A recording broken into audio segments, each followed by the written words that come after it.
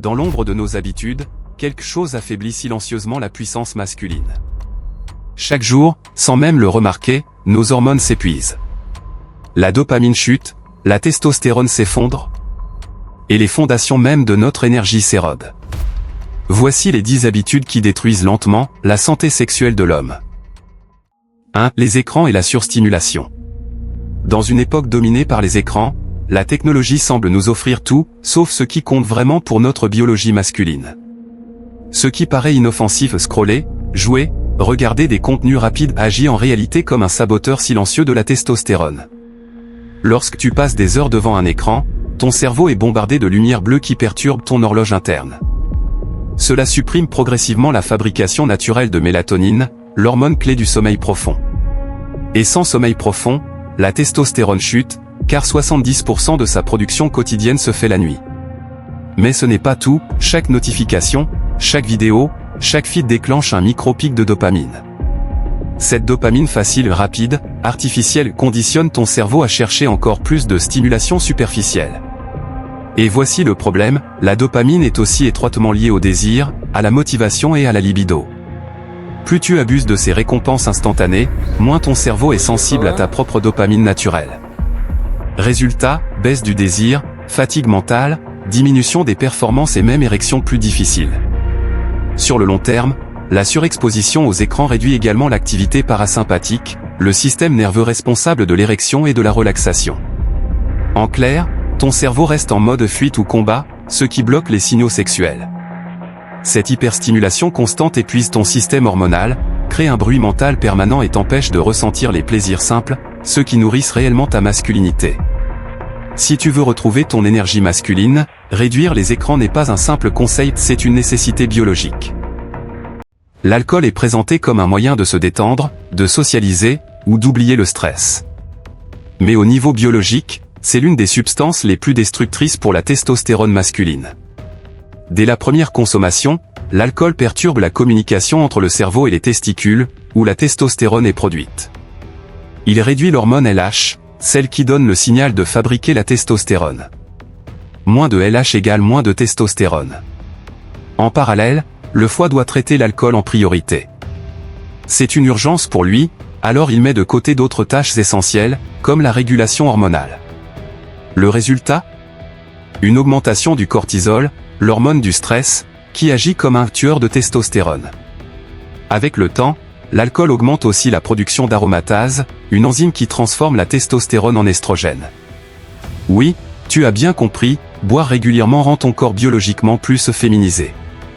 Et les conséquences se voient, baisse de libido, fatigue, difficulté d'érection, prise de graisse au niveau du ventre, humeur instable. C'est un cercle vicieux, plus tu bois, plus ta dopamine chute, plus tu recherches l'alcool pour compenser, et plus ton système nerveux s'effondre. L'addiction vient de là, ce faux sentiment de relaxation n'est que le soulagement temporaire d'un stress que l'alcool a lui-même créé. Pour ta santé sexuelle et ta virilité, réduire ou arrêter l'alcool, c'est comme retirer un poison du moteur de ta masculinité. 3. Les films X. Les films X représentent l'un des plus grands saboteurs modernes de la virilité masculine, et c'est souvent l'habitude la plus difficile à reconnaître. Derrière le plaisir court se cache un mécanisme puissant de dérèglement neurologique. Chaque séance provoque une libération de dopamine anormalement élevée, bien au-dessus de ce que le cerveau peut produire naturellement. Et comme pour tout excès, le cerveau réagit, il réduit ses récepteurs dopaminergiques. Cela signifie que plus tu regardes, moins tu ressens du plaisir dans la vraie vie. Moins de désir, moins de motivation, moins de libido. Mais le problème ne s'arrête pas là. En créant des scénarios irréels, ton cerveau se met à associer le plaisir sexuel à la surstimulation visuelle et non plus au contact humain réel. Résultat, difficulté d'érection, baisse de sensibilité, impossibilité à atteindre l'excitation avec une partenaire normale. Au niveau hormonal, l'usage régulier augmente le cortisol et réduit progressivement la testostérone. Certaines études montrent même un lien direct entre consommation excessive de pornographie et hypogonadisme fonctionnel, un dysfonctionnement testiculaire temporaire. Et l'addiction ? Elle est simple, la dopamine artificielle crée un cycle où tu cherches constamment une stimulation plus intense pour ressentir le même plaisir. Ce piège neurologique peut voler des années de performance sexuelle. Retrouver une sexualité naturelle nécessite parfois plusieurs semaines de réinitialisation du cerveau. Et une fois libéré, La différence sur l'énergie masculine est spectaculaire. 5. La dépression. La dépression n'est pas seulement un problème mental, c'est un effondrement biologique complet. Lorsqu'elle s'installe, les niveaux de sérotonine et de dopamine chutent. Sans dopamine, la libido disparaît, la motivation se vide, et les circuits responsables du plaisir et de la réponse sexuelle se désactivent presque complètement. La dépression augmente également le cortisol, créant un environnement hormonal hostile pour la testostérone. En fait, c'est quasi mécanique, plus tu es déprimé, plus ta testostérone chute, et plus ta testostérone chute, plus tu es vulnérable à la dépression. Un cercle infernal. À long terme, la dépression peut altérer l'hypothalamus, la région du cerveau qui contrôle tout ton système hormonal. Cela réduit la production de GnRH, la commande qui dit à tes testicules de produire la testostérone. Le corps, alors, se met en mode économie, réduisant tout ce qui n'est pas vital. La dépression impacte aussi le système nerveux parasympathique, responsable de l'érection. Sans activation parasympathique, même avec libido, l'érection devient difficile. C'est pourquoi beaucoup d'hommes en dépression souffrent d'anéjaculation, de dysfonction érectile ou d'absence totale de désir. Pourtant, l'inverse est vrai aussi, dès que tu augmentes la testostérone naturellement, ton humeur s'améliore. Ce lien bidirectionnel est tellement fort que beaucoup de psychologues parlent désormais de dépression hormonale. Le chemin vers la guérison passe souvent par des actions physiques simples, soleil, activité, interaction, et routines qui réactivent la dopamine naturelle. 6. La malbouffe. La malbouffe est conçue pour être addictive. Sucre, gras trans, sel, additifs, tout est pensé pour déclencher un maximum de dopamine avec un minimum d'effort. Mais cette stimulation répétée détruit littéralement ta testostérone.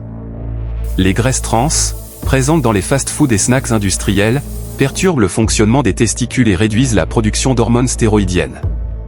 Le sucre, lui, déclenche des pics d'insuline. Et trop d'insuline réduit la SHBG, la protéine qui transporte la testostérone. Moins de SHBG égale testostérone libre instable égale dysfonctionnements hormonaux. Le gras abdominal, conséquence directe de la malbouffe, produit de l'aromatase. Cette enzyme transforme ta testostérone en estrogène. Autrement dit, plus tu prends du ventre, plus ton corps vole ta masculinité. Sur le plan sexuel, la malbouffe réduit la circulation sanguine en favorisant l'inflammation et les plaques dans les artères. Et une érection n'est rien d'autre qu'un phénomène vasculaire. Moins de circulation égale moins d'érection. Mais le point le plus sombre est l'addiction, le cerveau interprète cette nourriture comme une récompense forte, créant un cycle où tu cherches à compenser le stress ou l'ennui par du plaisir artificiel.